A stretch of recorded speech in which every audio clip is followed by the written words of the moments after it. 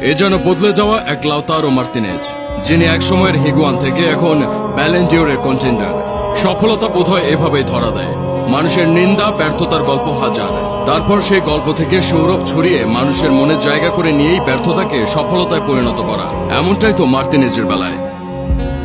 বছরখানেক আগেও আর্জেন্টাইন সাপোর্টাররাই তাকে হিগুয়ানের সাথে তুলনা করতেন, তাও ব্যঙ্গ করে। হিগুয়ান আর্জেন্টাইন ফুটবল ইতিহাসের এমন এক খেলোয়াড় যার ক্লাবে খুব ভালো পারফরমেন্স থাকলেও জাতীয় দলে এসে সবসময় তিনি ছিলেন ফ্লপ, এবং শুধু ফ্লপ না, ক্ষেত্র বিশেষে তিনি ছিলেন পরাজয়ের মূল কারণ।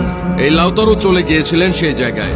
2022 বিশ্বকাপে আর্জেন্টিনা জয়লাভ করলেও লাউতারোর পারফরমেন্স একেবারেই লাউকোদোর মতো ছিল না কোনো গোল। তার চেয়ে তরুণ আলভারেজই দুটি ছড়িয়েছিলেন বেশি, কুড়িয়ে নিয়েছিলেন স্কালোনির আস্থা, আর বিপরীতে আস্থা করে পড়ে গিয়েছিল লাউতারো।